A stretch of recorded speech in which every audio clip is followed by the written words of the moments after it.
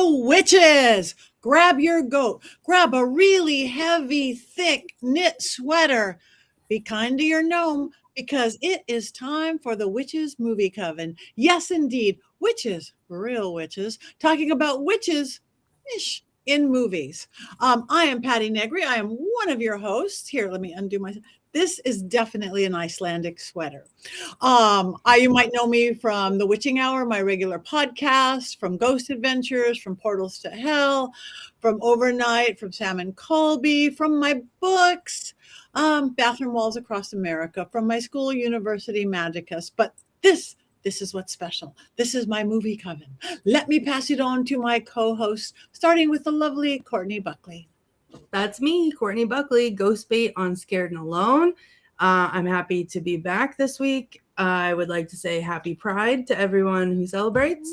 Happy birthday, Heather. And since you guys liked Gladys, my little witch, so much, I brought someone else. She has a brother. This is Charlie. So Charlie has also watched the movie with me and has some thoughts that he would like to share. He's a skink. And he is named after a Jurassic Park velociraptor. And Charlie Swan, secretly Charlie Swan, the Twilight Daddy, but don't tell my boyfriend, he'll make me rename him. He is beautiful. Welcome to the coven, Charlie. Let's move down to Jason in a very nice shirt. He's a skank? I mean, I don't really think that you should be making fun of his sexual proclivities, Courtney. Not during Pride Month, Jason. Exactly. I'm Jason Mankey, author of 10 books, tormentor of Courtney Buckley. 10 books. I can be found at bookstores all across America and beyond. Thank you very much. Now, Richard Leal, the gentleman. I am Richard Leal, and as it says right down below me, Richard Leal is one name, not two names. Because if I were just Richard, I would be a... That's right. I certainly would be. I am known as the gentleman psychic. I'm a psychic medium. Used to be a psychic small, but I gained some weight. Thanks, New Orleans. Also, if you would like to sleep with me, get in line. And also, you can get this pillow. Most people do sleep with me via this pillow right here. You can do that at mysterycontrol.com. You can get our quotes. You can get our bro witch. Sometimes, at some point in the future, you might be able to get back into Patty's panties. You can also get the shirt that says, I didn't mind it. Heather's famous quote. Also hit the likes, the subscribes, all of those things, all of the talking. We actually do follow along, and it helps us to keep giving great shows, great entertainment for viewers like you. Thank you very much. And last and absolutely never least, the beautiful Heather Green. Hi, I'm Heather Green. I am the author of, here it is, Lights, Camera, Witchcraft. So this is the definitive guide to witches and witchcraft in American cinema and television. I am also an editor at Llewellyn Worldwide and an editor and a journalist covering all things occult in the media. And I'm happy to be here with my coven watching this particular movie. Yay, thank you very much. And this particular movie has a very long name, and I'm never going to get it right. What is our particular movie, Heather? It is Eurovision, the something of Fire Saga. I don't remember. I never remember the subtitle. The story of Fire Saga. Yeah. Thank you very much. I just say Eurovision. Eurovision. It is a film from 2000. And hopefully you guys all watched it this week. We did. But just in case you didn't, Richard Leal, do you have your beautiful, always unbiased synopsis of this film? I do, but I have one minor correction. It's actually 2020 because that's why it doesn't make sense to me. Anyway, let me give my unbiased synopsis. So 50 years ago, a 10-year-old Lars and an 8-year-old Rachel McAdams Agreed. were obsessed over the 1974 television show which gave ABBA a name. And so dancing about in the front parlor is this Lars, the child version of Will Ferrell, and his father, who somehow is 50 years old 50 years ago, but is also 50 years old now. Anyway, his father was not happy with the child dancing. He thought that it was a little it was a little disappointing. And then the girl, Rachel McAdams, she was silent, she was mute, and yet when she saw Lars dancing, she also got up to dance and began to speak. And then fast forward to present day, present of 2020, when now 50-year-old and also 50-year-old Rachel and Will, they are still living in the same small Icelandic town, Reykjavik, I think. And they live in the same town. Will Ferrell still lives with his father, like every good person should when they are 50. Anyway, he lives with his father, and that they fantasize about being put on Eurovision, which is a contest like The Voice, but not like The Voice because it's an American thing. But it's a singing contest, and all he is focused on is winning this competition, winning. And lo and behold, go tell it on the mountain, the elves that Rachel McAdams' character prays to have helped her. She gets them all onto. They get their tape submitted, and they have Iceland has 12, but they need 13 winners. And they said, I don't care where this one is going to win, just pick one. So they pick the tape that is, of course, Will Ferrell and Rachel McAdams, and all of the other ones go to a cast party that night where they're quite exploded on a boat. They all explode. And of course, they're happy. They're sad. They're happy because that means that there's no other winners. That means that they're going on to the circle, which means that they get to go to Scotland. And then they are practicing on their songs. Meanwhile, I don't know, competition happens. There's the Russian agent. There's sing, music, sing, competition, love story. He departs. They actually win.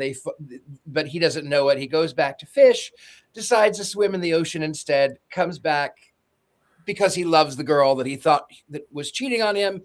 She thought he was cheating on her. They were not. They come back together. He interrupts so that they can sing her song that she had written, even though it disqualified them because it was national pride and also because that was the right song to do. Then fast forward again to present day, and they are married. They are still playing in Reykjavik, Iceland, and now they have a little baby, just like Rachel McAdams had asked for. And they're still playing the same songs, excepting for the fact that the one song is their hit, but they still want that. What is that? The song? It's like Bodie Ding Dong. Yeah. Ding dong, ding dong. Yeah. That's the end. That's the end of the movie. Credits as they play in a bar.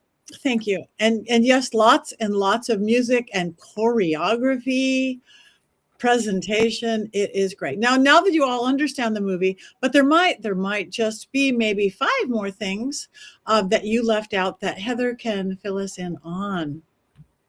The birthday, Heather. I'll do a few things here. The first thing you need to know is that this is a 2020 movie directed by David Dobkin, who did Wedding Crashers and Shanghai Nights. Written by Will and his friend and long colleague Harper Steele. Harper, if you haven't heard that name, was part of the Will and Harper documentary. Harper was a former SNL writer and considered one of the funniest people in Hollywood. And they wrote the script for this one together. Its budget was $35 million. It went right to Netflix during 2020. So of course that was a good place for it because we're all stuck home watching whatever we could find on Netflix. Anyway, so it was perfect for it. So the cast, Will Ferrell, I don't really think I need to say anything about that man other than he's fantastic. I think we all have our favorite Will Ferrells. We talk about him quite frequently any chance we get. So I think I'll skip over Will Ferrell and we'll go to Rachel McAdams. You might recognize her as Regina George in Mean Girls, which blew my mind. I totally forgot that was her because I hadn't seen Mean Girls in a while. Dr. Strange, Wedding Crashers, The Notebook. She's been in a ton of stuff. You will see her. Dan Stevens, he is our Russian singer. I think, or was he part of Ukraine? I can't remember. They were Ukraine. He was the Beast in the Beauty and the Beast movie that came out. He is in The Ritual, Downton Abbey, Blythe's Spirit. He's in a ton of things. You can also find him here and there and everywhere. Same as, of course, Pierce Brosnan. I remember him from back in the day when he was in Remington Steele, but he was also 007. I don't know how many 007 movies he made. He currently, I saw him in Thursday Murder Club. He was in Remember Me. He's also in a mob movie, an Irish mob TV show. So he's been in stuff since the 80s. I think we all have seen him around everywhere. I don't know that we've seen him in any of the movies we've reviewed. I can't recall. We haven't done Percy Jackson yet, and we certainly haven't reviewed Mamma Mia. Just saying. Connection. Mikhail Hearns. What was that? So many witches in Mamma Mia. Oh, well, it's true. There could be. Mikhail Pernsbrat. I don't know if I'm saying that right. You might recognize his face. He's the evil guy, the financial guy, Victor.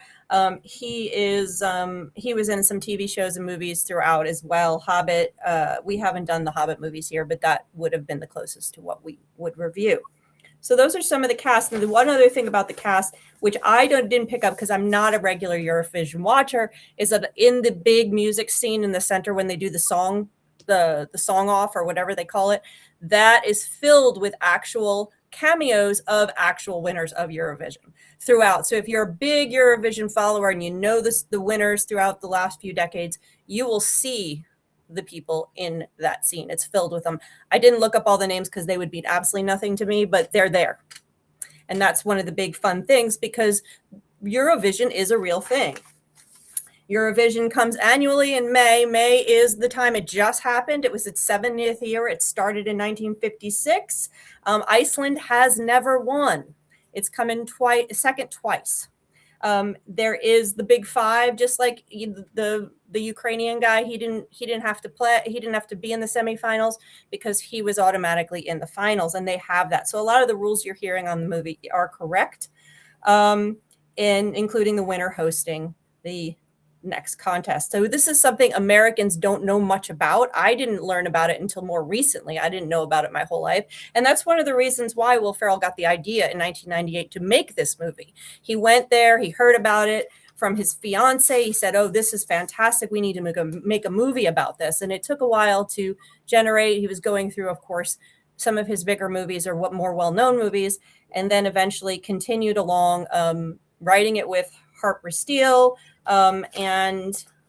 He also did it because he felt more people need to know about Eurovision. And of course, it's run by the European Broadcasting Union, and they were okay with it.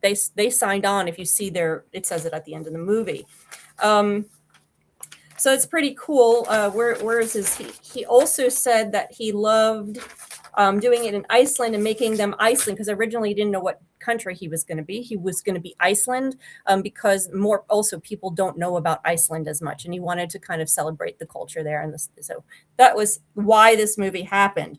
And they actually released that little video-like thing right at the beginning as a video, as a music video before.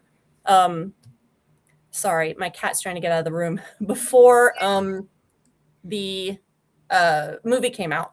So people saw the music video and got into it and like, what's this about? We got to go watch now. There it is. So the last thing I want to talk about is Eurovision is currently being written to become a Broadway musical. What? See, Courtney, I always have something for you. That's awesome. I'm always looking for that. I mean, we already have the ABBA connection to Broadway, so it's a natural. And so they are writing it. The two writers are involved. They've got the director of Beetlejuice, the musical. Oh, no, I'm sorry, the producer involved. I mean, he might be the producer. I can't remember. But it's going to be directed by the guy who did Moulin Rouge. So you've got Beetlejuice, the musical, Moulin Rouge. You got a big pool of talent coming in, and he is hoping it's going to continue their love for Eurovision. That's Will Ferrell speaking about that. And Eurovision, the people that run that, again, they're excited. They've already signed on and said, let's do it, hoping to bring Eurovision awareness to the world. So it's a joint venture in art awareness, so to speak, and world cultures. Because if you watch the end credits, you can see people from all over the world were starring in this. So it's a pretty cool little thing. And maybe I went a little bit too far like the elves, so I'm going to hand it over to you guys. Thank you. Again, thank you, Heather, the birthday girl. Okay, who, yes, it's her birthday. Who, anybody specific want to start? Go, Courtney. I was just gonna say I can't say anything bad about anything that Will Ferrell's in, including Bewitched, because I just like him. You're welcome, Jason. Say plenty of bad things about Bewitched. I can't. I don't think you're trying hard enough. Okay. Well, can't say anything bad about this, other than the fact that I tried to watch it twice. The first time, I think I just didn't follow what was happening because I didn't know anything about Eurovision. I did not know it was a real thing. I didn't know anything. Like, I didn't read the synopsis. I went in completely blind. So the first time I tried to watch it, I could not pay attention. I watched it again today, and it's funny in the stupid funny way that every Will Ferrell movie is stupid funny. So, I mean, I laughed out loud. I was singing.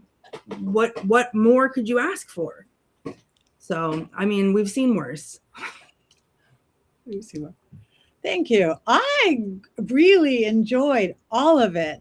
Me, again, being an ex-dancer and watching that ridiculous choreography, I would have had the best time choreographing that. And being a person who does competition shows with me, like the MasterChef, the Wipeout, the America's Got Talent, knowing what it's like, knowing that big stage, knowing what they're putting you through those rehearsals, knowing nobody knows what's going on. I just really related to all of it. I never kind of knew what I was watching, though, but it absolutely didn't matter. I just enjoyed. Again, the music was great. Will Ferrell, I don't even talk bad about Bewitched, Jason. I don't. I know. Will Ferrell is Will Ferrell. And I thought she was great. And I love Pierce Brosnan. I love seeing him in that fatherly role. And the elves. I'm like, we don't do enough with elves in this country. I think they need to make a bigger comeback. Everybody's about fairies. We're moving on to elves because they look pretty feisty, those elves. I want an elf house just like that. And I love that magic and the elves did help. So that's what it was one of those head-cocked movies at times, figuring out it's not like a regular comedy. It is like a love story to Eurovision and to this competition thing. And I enjoyed every second of it. Jason. I remember when this came out because it was, as Heather said earlier, it was during the pandemic. It was late June.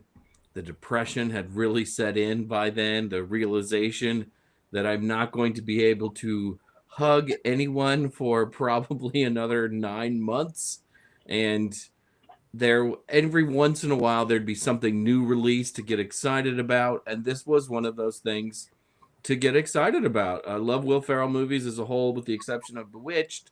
And there was just so little to look forward to. I remember I had so many friends watch this movie when it came out, like when we would go and sit in the backyard and drink our socially distanced wine on Friday evenings. The one thing that we talked about for a month was this movie, because it was like the only thing that was good for 30 days or something like that. So I'm always going to be really appreciative of this movie for when it came out and when it was released. And my wife really loves this movie, though she does hate after every time I watch it. I just walk around the house singing Ya Ya Ding Dong, which is not what she wants to hear at all. But yeah, a great movie when it came out at the perfect time for it to come out. And I will be forever thankful. Thank you. It traumatized me. deeply traumatized me. I watched it 1.5 times the speed, and I wanted it to be over faster.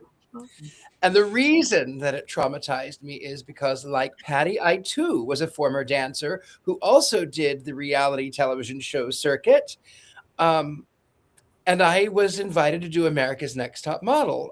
No, I did that one. I actually hosted that one. That was season 19. But I'm in America's Got Talent. That was the one that was really hard. I was living in San Francisco. I had just come back from Europe, where I had been performing my own show as Freddie Mercury, where I actually sang. And I was, some would say, pretty darned good. And then I got the audition notice and I submitted my tape, just like they did. I submitted my tape and they said, hey, you know, this is really great. We really love it. We love this. The next step is for you to go on and meet with our producers. And I said, great. So I showed up. The producers loved it. And they said, okay, you're going to go onto the show and we're going to fly you to Texas. I was in San Francisco. They flew me to Texas. And I said, okay. And then this was how long ago it was, is that I didn't have a smartphone because nobody did. And they said, well, it was the day before. Well, Queen's management company doesn't want anyone to sing the music of Queen. So what else can you do? And I said, well, I'm a singer-songwriter. I actually have a song that I wrote that I could sing. And they said, okay, that'd be great. And then the day of, they call me up and they say, actually, we want something that is more well-known. What do you know? And I went, blah, blah, blah, blah, blah, and I said a song that I haven't sang at that point in 15 years. And that was the song they chose. And they fly me to Texas and I'm wearing spandex and I'm wearing my gold crown. And before I could, I had that moment, I had that psychic moment. So I had my CD with my music on it. And then I had the music that they had given me. And I said, give them your music. You're not going to be in the show anyway. Give them your music. At least you get to sing your music. And I thought, no, I'll play by the rules because I don't want to be edited out. So I'll give them their music. So I gave them their music. And then before I could even open my mouth to sing, some man in the front row started booing at me, which you're in front of, 5,000-10,000 people. I don't know however many were in the stadium, but it was a full stadium of people. And the man in the front row starts booing me before I could even open my mouth. And then I started playing the music. And because he was distracting me, my voice cracked. And then Howie Mandel buzzed me. Zah! And then it was Pierce. What's his name? Piers Morgan. Piers Morgan. And then finally Sharon Osbourne. And you can't sing over. You can't. You just can't. You can't. And afterwards, Howie says, is that really your accent? And I said, is that really your hairline? Oh. And Pierce said,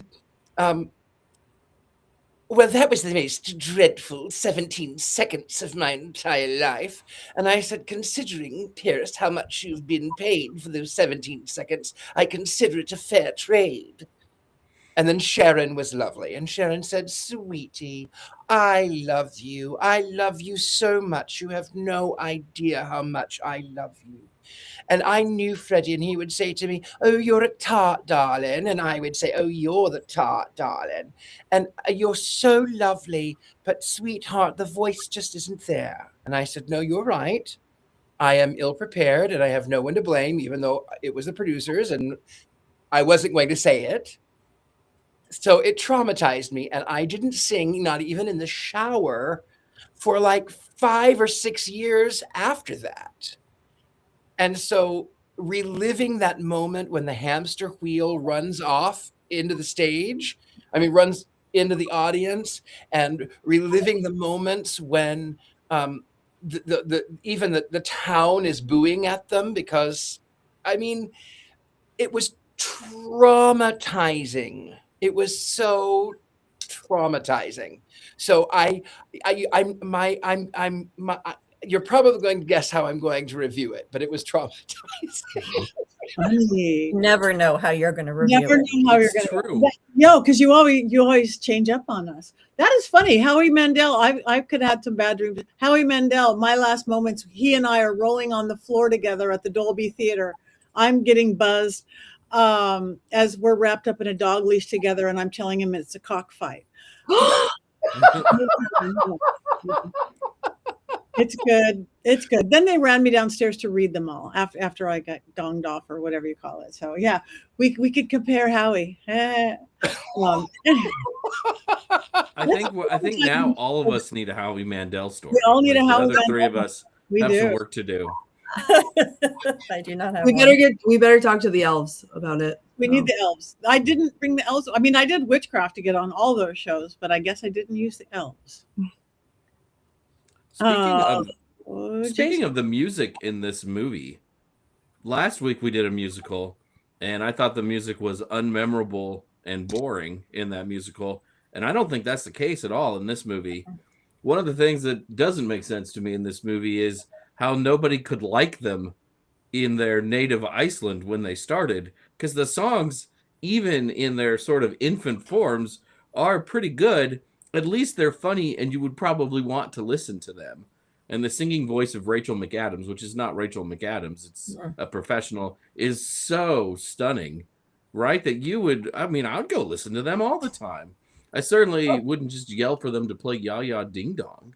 It almost doesn't make sense because the other songs are, Have you heard are Ya Ya so Ding Dong? good. Yeah, ding dong. Is I- that Yeah. a real Icelandic song? Is that a real song? Or did No, they- it's not. It's not. It was all the songs are made for this, other than the ABBA songs. I forgot to mention earlier. You also have Demi Lovato, who's known singing away, adding her voice into that. And Will Ferrell was the only one who actually sang for real. The rest of them were all other singers. But it was. I agree. This had really great music. Yeah. Totally. Even some of the other songs, the random songs that come in between, are fun or funny or something. But their songs, I totally go to see them too. Double Trouble's a good song. I mean, that's just a really good song. Like, I would just play that to play it because it's a good song. I added 2 songs from this movie to my playlist already. Ya Ya Ding Dong being one of them. So I would absolutely be requesting Ya Ya Ding Dong, and also whatever that weird scary band was that was playing something about running with the wolves. What a banger that was. Are you kidding me? I'm all over that. This is all I'm going to be playing for a few days at least. And that's where the witchcraft is. See, it's not just because I love this movie, and I could talk about that, but it's also because there is witchcraft in it. There is magic in it. First of all, the running with the wolves guys, they put a pentagram right behind blast, blast, blast, as well as some other occult symbols. So you got that right there going for us. And then, of course, there's the elves, and that's a part of Icelandic tradition. According to something I said, 62% of the people of Iceland actually, they do believe in elves. So it's not an old, lore or anything. This is real in the culture and real in witchcraft and pagan. In fact, I'm going to hold up a book because me. So I worked on this book. It's Elves, Witches, and Gods. There's a shine. Let me see if I can get it without the shine. That's my ring light shining. It's Elves, Witches, and Gods, Spinning Old Heathen Magic in the Modern Day by Kat Heath. This one is for people that are already heathen. They're already practicing Nordic spirituality of some sort, Nordic paganism or whatnot. This one's advanced, but talks a lot about the magic and the elves and the witches and the witchcraft and all the stuff, which it's in this movie. Yay. They change where they're going to put roads as not to disturb the rocks where they believe the elves live in Iceland. I mean, you would never see that in the United States. We build roads right through the forest where Sasquatches live and don't even blink. But they go out of their way to not disturb the elves. The belief in the Fae there is super real and super strong. Ireland, too. If there's a fairy mound or a fairy fort, they will completely go around it in Ireland. I did that whole tour. It was amazing. Yeah. Yeah, it's fascinating. It's fascinating. So I just going to share that I love this movie because for a number of reasons, it ticks a lot of the boxes for my movies that I love that may not be award-winning movies, but are fun to watch. Those ones we turn to, and it is whether it was the pandemic or not, or something. I didn't watch this movie until I don't remember. I was going through. I was like, I need a Will Ferrell movie. I don't want to watch The Usual Suspects. So I turned this one on, and for some reason, I was alone in the house because it's a musical, and I knew that my partner, he's not going to want to watch a musical unless I force him to. So he wasn't around for some reason. So I put this as I'm going to watch it finally. So I watched it, and I instantly, my heart was so happy. It has music in it. It's a musical, and it's about people singing on stage and recognizing their dream and in music and singing. And it's got Will Ferrell in it. It's got magic and elves, and it's funny. Is it funny from beginning to end the way Anchorman is, or Step Brothers, or Talladega Nights? No, it's a totally different Will Ferrell movie. It's got heart, which also seems to be part of him as well, since he wrote this.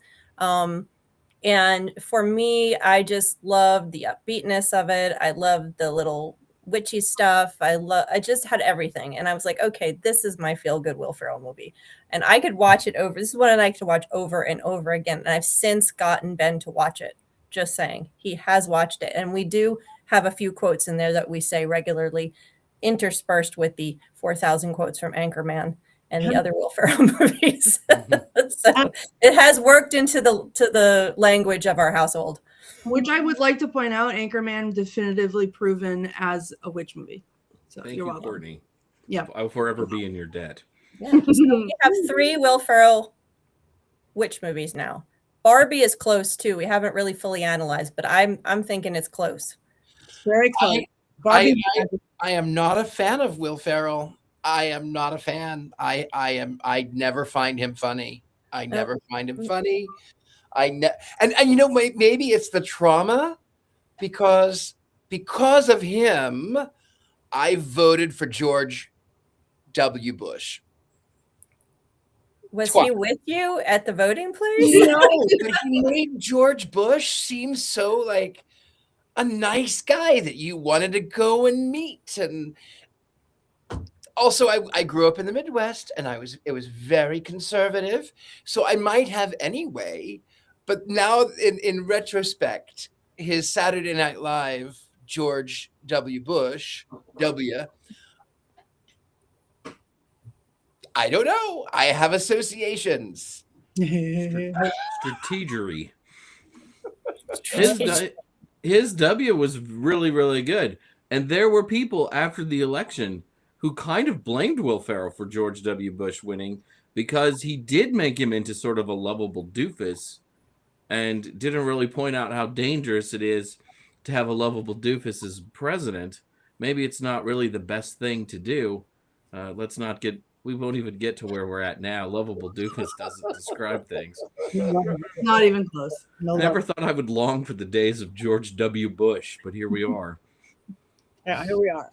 Before we go on, I want to thank our other Coven member, Tabitha, who is beautifully guiding our chat room right now. Tabitha Meadows, psychic medium. She is one of our Coven members, and she is there making all those fabulous comments. So thank you, Tabitha, for kind of running our chat room there. Is anything not been said yet, or are we moving on? Oh, look at you. I do want to say that I don't think this movie is particularly funny. And as Heather said, it's not as funny as Anchorman. It's not as funny as Talladega Nights or Step Brothers. Those are just genius, funny all the way through. But there's a sweetness to this movie that I think makes it so rewatchable. And there are sometimes when I'm watching some of the more slapstick moments, and I almost wish they would go away because I just want to get back to the sweetness and sort of the love story of it all and how much I like the 2 main characters. And I don't need Will Ferrell doing goofy things all of the time because the other part of the performance I think is so good.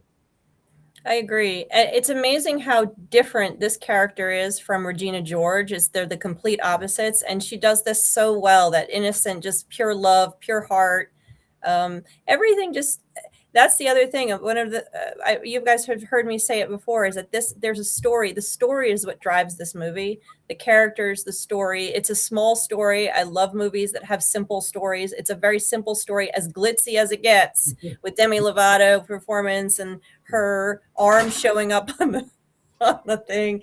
The comedy for me was subtle enough, most of it, but I hear what you're saying. There are moments where it starts to sink down into closer to where Step Brothers is, or Old School, or whatever. But luckily they're small enough and they're short enough that most of the comedy is very quick and subtle and kind of works itself through, and just they tell a really great story. And given that it's Pride Month, this movie is very positive and very Pride centered, which is really nice to see to start off this month as well. Excepting there are no gay people in Russia. That scene where they're doing kind of the sing together moment with all of the previous Eurovision winners and all of that is absolutely terrific. It reminds me a lot of the Pitch Perfect movies. Yes. When they would get into the singing contests. Ari calls the Pitch Perfect movies in our house the trilogy. And because of her, I've watched them now and like them, which bothers me greatly. Yes. But they are so much fun that you can't resist. They're so much fun. And that's sort of what this movie is too. It just is so much fun. It's very irresistible. Yep. There are certain songs that will come on that I will hear like the actual version of the song, and then I'll be like, no, this isn't the right version. And I put on the Pitch Perfect version because I love the Pitch Perfect mashup so much. It's true. I will find a way to make this movie. So yeah, just give it some time. Read the story so you know it, and maybe watch a Eurovision rewatch. They're so crazy. I'm not a regular. I don't go to watch it every year. I've watched it when it's come up, or I've streamed it. Go and watch some of them. Some of them are real wild and really, really funny and fun and stuff. It's not all it's very different from competitions here. They're much nicer with the European competitions as a whole. Like the Great British Bake Off is nice and relaxing, and the contestants help each other.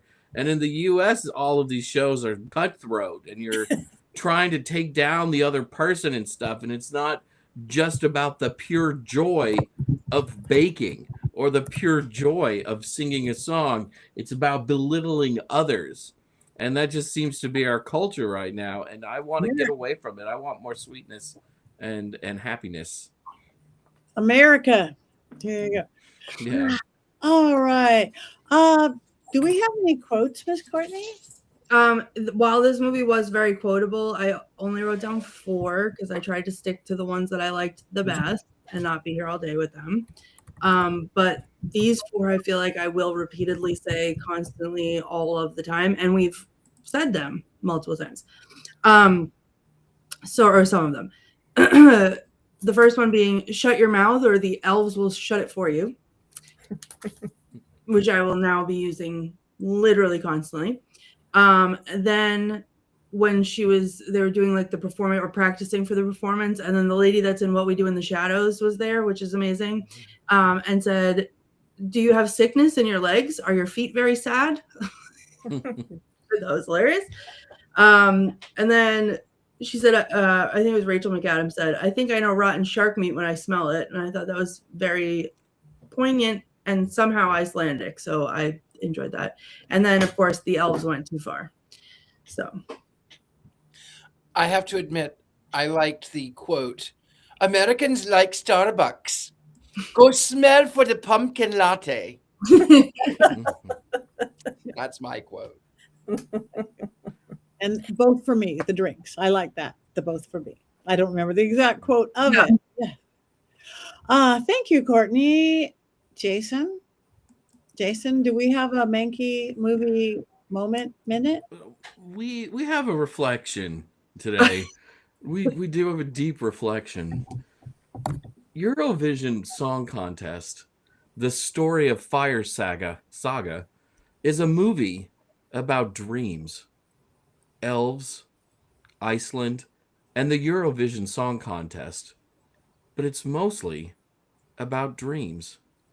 The message of those dreams sometimes get lost in the magic of songs like Ya Ya Ding Dong and Volcano Man, both anthems for a new generation, right up there with classics like Stairway to Heaven and Let It Be. But I don't want to focus on the magic of the film's score during this segment. Instead, I want to go back to dreams. Because more than anything else, this is the story of one man, Lars Eriksson, and his dreams.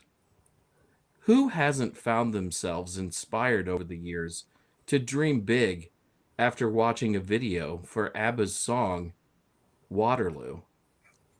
My, at Waterloo, Napoleon did surrender. Oh yeah, and I have met my destiny in quite a similar way. The history book on the shelf is always repeating itself. Waterloo. I was defeated, you won the war. Waterloo. Promise to love you forevermore. When I first heard those words, I too began to dream. And dream big. How could I not? I was defeated, you won the war. It's poetry, and it inspired me. But my dreams were different than those of Lars Eriksson. My dream, beginning at a young age, was to become a world-famous witchcraft writer. One afternoon, while Waterloo played in the background, I flipped open a copy of Lifestyles of the Rich and Famous magazine and gazed in wonder at a photo spread featuring the homes of famous witches. I saw Raymond Buckland sprawled out on a palatial waterbed in his castle home. There was Scott Cunningham lounging by his private pool. He called the pool his cauldron, and he said he had magic to thank for it. And then there was the estate of D.J. Conway, a 20-room manor house just outside of Chicago that she called the Dragon's Den, named after her famous best-selling book, Dancing with Dragons. Inspired by both ABBA and that magazine article, I was determined to become a witchcraft writer and have my own magical waterbed. For years, I toiled, mostly in obscurity, racking up rejection letters. Audiences would yell at me, just write Sasquatch porn, but that wasn't my dream. I needed to write about white light, angels, Mabon, crystal balls, and communicating with dolphin spirits, things that when I was younger I thought were essential to witchcraft. Despite the cries of critics urging me to write tales of beautiful women being seduced by chupacabras, I clung to my dreams. Days would turn into weeks and then months, as all I did was write about witchcraft, the music of ABBA, my only companion. And then one day, after leaving an offering to a troll on my Facebook page, I received it. A book contract. And it was a contract to write witchcraft books. My dream was beginning to be realized. I was one step closer to becoming a famous witchcraft author. After my first 2 books didn't sell very many copies, I began substituting the witchcraft rituals in my books with graphic scenes of Bigfoot sex. Not surprisingly, my 3rd book was a huge hit. And now, say it with me, 10 books later, I've discovered a winning formula. In a recent survey of the world's most famous witchcraft writers, I came in at number 183. One participant even said, if I've got nothing better to do, I will sometimes read Jason's books. Success achieved, and now I have the waterbed, the pool, and a home named after dragons. Like Lars Eriksson, I have realized my dreams. May the lessons of Eurovision, that you can be absolutely ridiculous and back into a life-changing opportunity because a boat with all of your rivals on it will blow up, carry you forward. I sincerely hope that, like Lars and myself, that you all find your Waterloo. I can't breathe. Sasquatch porn. That Jason, please write Sasquatch porn. I'll look into it for you, Courtney. I Thanks. promise. I'll pre-order it. Yeah. Thank you. Thank you so much. That was a very special one, Jason. My heart is touched. Uh, Special like a wet fart today. That was what that was. Oh, special. All right. Our next thing, what we do is we vote. Get your wand, grab your wand or your knife. We didn't even talk about the death or the murder or the elf. Yee. Wands up or wands down, everybody? I got tentacles today. Oh, should I do lizard up? I had a cattail up, but I'm she's giving jumped it down. One lizard up. Up, up, up, up. Sound like an ABBA song. And a halfway there. Is that more halfway down or more halfway up, Richard Lale? Closer to the down, I think. But not an absolute down. Not an absolute down, but again, trauma. I was reliving all of that trauma for like 2 hours. I was reliving that trauma. These are our educational moments of growth in the craft, Richard. Those hard times are the good times. They I were think so good to me. It's actually illegal to give Yaya Ding Dong ones anything but up. So Yeah, ding dong. Yeah, ding dong, yeah, ding dong. Yeah, ding dongs up. So let me see what you guys in the chat room. We've got up 3/4 up for Robert. Okay.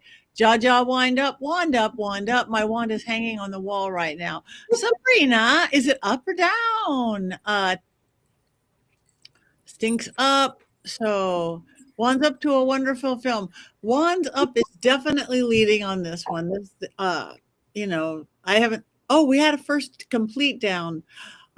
Just can't do Will Ferrell. Sometimes he's an acquired taste, but Comedy is like that. Yep, comedy is like that. So what are we doing next week? I know we discussed this just before. Pan's Labyrinth. Pan's Labyrinth. Oh, thought we were doing No Will Superman. Ferrell. No Will Ferrell in Pan's Labyrinth. Mm-mm. So you guys, everybody watch Pan's Labyrinth. Bring your thoughts, bring your wands, bring your goats. Now, somebody I saw on there asked about these goats. You guys can have your very own black filament. Plain black Phillip, black Phillip with bling Phillip. They're all slightly different. They all have slightly different body orifices that are open for some reason. I'm sorry, you cannot judge my Black Phillip, especially during Pride Month. He likes butthole magic. It's not his fault. It's who he is. He was born that way. What she said. Yes, but you can get it at mysterycontrol.com.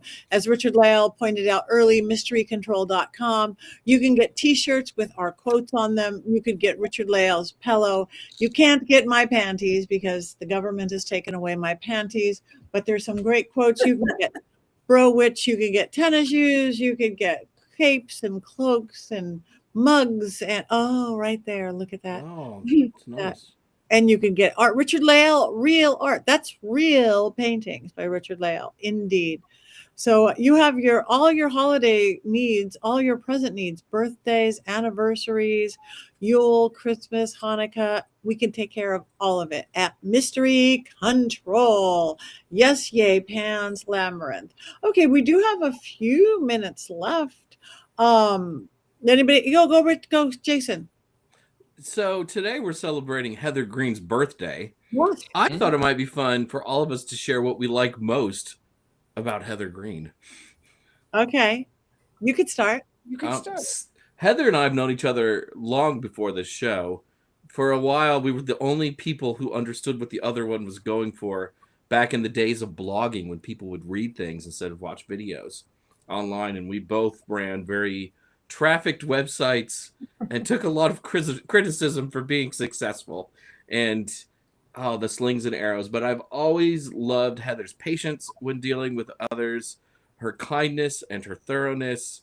And she's just a super giving person. If you ever meet Heather, she'll do just about anything for you. And I just love her to death. My whole family loves her to death. And happy birthday. Yay, happy birthday, Heather. Love you guys back. My turn. Okay, go.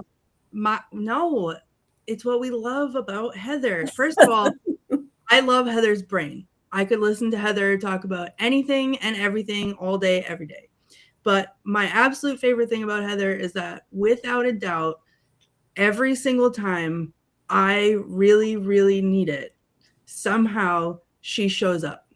So it'll be a text message, just randomly checking in on me, but it's always when I need to see it the most. And it's like she knows. And so her heart is the biggest in the world, and she's the most thoughtful, and she is a wonderful, wonderful friend and coven mate. And I love you and happy birthday. Thank you. Thank Yay. you. Yay. You guys are gonna make me cry. I'm going to go next. Okay. Oh, And no. maybe I'll make you maybe not cry. What I love about Heather Green is that her skin is of milk, and that she it's yeah. I wish. Never mind. Your hair is like gold, and your skin like milk. No, really, but what I do love about Heather Green is that she is kind in a world where there is so much cruelty. The one thing that I love is that Heather is kind. She is clever. She is smart. She is brilliant. She goes out of her way to be all of these things that she just knows. I'm amazed at how much that you, Heather, know. But what I love the most is that you are kind. And I love the doll that you gave me. Every time I walk by her, I always say how very much that I love you, because I'm so grateful that you exist in my world, in my coven, and as my friend. Thank you. Happy birthday. Thank you. And I agree, all those things, your intelligence, your dedication, your kindness, your givingness, your heart. But best of all is that you're a fellow doll goddess, that you love dolls for the sake of dolls. You have more dolls than I do. And you have regular dolls, you have haunted dolls. And what I can't do, you can doctor dolls. You can bring dolls to life and mend them and give them hair and faces and legs and feet and fingers. So that makes you a true goddess of the highest form, Miss Heather. And I know no one else like you. So you take the top slot in my world. Happy birthday. Thank you. Thank you. Oh my goodness. I hope I could do this for you guys on your birthday, because this is gonna stay with me forever. I'll just remember. Heather, you do that Thank you. year round for us. Yeah. Well, You do. guys, I'm doing very good not crying. I'm holding it back. The Pisces moon in me is just waterfalls inside. Thank you so much, guys. I appreciate it. Thank you for the stuff in the notes inside the chat as well. I love you guys. I love the 5 of you here, and I love our community that comes out as well. So thank you so much. Oh my goodness. We can fix the crying by just saying what we don't like about you now. No, that might lead to more crying. We don't know these things. Not right. Different crying. Mm. Your makeup's perfect. We don't want to go there. Yeah. And again, we want to thank all you chat room people for getting involved as you are and you do. How come I can't get those hearts like you guys do? It's a Mac thing. I have a Mac, but Mac? mine doesn't do anything. My Mac doesn't like me. Mine doesn't either. Which one? How do I make this one happen? Where's my laser show? I don't know. Ah! All right. It's haunted. They're just haunted. A bunch of witch Zooms.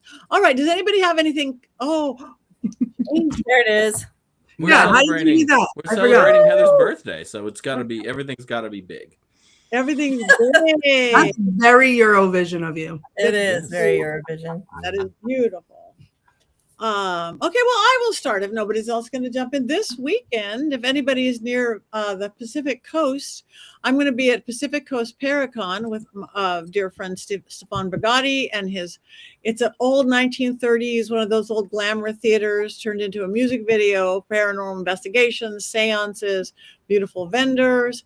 Then I'm heading right off to Tampa. I'm going to be in Tampa for like one day doing all these events, seances and workshops. And then I'm headed to Texas the next week. Again, doing my Dallas thing that I always do. So you guys, if I'm going to be in pretty much every part of the country, so come join me, do a workshop, just say hi, do a book signing. I will have my beautiful new doll craft book there, so you too can be a doll goddess like Heather and myself. Um, and I don't have any. I can't bring him with me. I can't because he doesn't fit in my suitcase. I rarely even bring my dolls except my small ones. But anyway, so you guys like me, follow me, come join me all over the country. Anybody else got anything going on? Next weekend, I'll be in Santa Cruz, California at the bookstore Moonkiss signing books with my friends Devin Hunter, Storm Fairy Wolf, and Jessamine Angelica. And then the week after that, around the summer solstice, I will be at Pagan Unity Festival in Tennessee doing rituals and workshops for 3 or 4 days. It's one of my favorite outdoor festivals in North America, Puff Pagan Unity Festival. If you live in the Southeast, it is definitely worth checking out. Thank you. Beautiful. Anybody else? I'm the gentleman psychic. Oh, I'm sorry, Heather. Go on. No. I wanted to just mention. And first of all, Jessamine Angelica's book is excellent. I worked on it. She's my author. It is everything you wanted to know about the moon and more. But I have Mystic South coming up. So that's just about a month and a half away. It starts on July 17th and goes all weekend till the 19th. We're actually doing opening for the first time on Thursday night. So if you can get in there by Thursday and come to the opening ceremony and ritual and opening get together, we will be starting Thursday night. It's in Atlanta. So again, go to Puff and then come down into Atlanta for Mystic South indoors, of course, with 700 of your closest witchy and pagan friends. There might even be elves. So yeah, I'm on the board there. So hopefully. What was that? Murderous elves, hopefully. Well, hopefully Heather those stay promises out to of the sing- hotel. Heather promises to sing Ya Ya Ding Dong if you walk up to her and ask for it. All That weekend is true. long. I commit All to weekend that. long. Yes. When I we commit to finally that. all get to be in the same room together at the same time, if we do not do that via karaoke, we're all getting hexed, myself included. So Courtney, just so you know, I used to do KJ, and I have a whole system set up in my computer for that very purpose. I will add Ya Ya Ding Dong to the Let's go. and we will make it happen. Beautiful. Thank you. And I don't have a lot coming up, but I have some things in the works that I can't talk about yet, but I'm here in New Orleans. I am the Gentleman Psychic. thegentlemanpsychic.com and all of the medias of social, excepting for the Twitter machine, which I'm not there. Also not on TikTok for reasons. But the other medias of social, that's where I am. You can find me right down there. I'm really easy to find. Thank you. All right. So next week, Pan's Labyrinth. And the only thing we haven't done is the dirge. We have not sang Happy Birthday. Yeah, and we will not be doing that because No. it doesn't work. No fun. Lizard wants it. Lizard wants it. No, he does not. Look at him. He's like, I heard threats of singing, and now he's freaking out because he just woke up. His ear holes are too small. He cannot deal with that. So it's Save bad me. enough. Yeah, he's Run like, away, Charlie, run away.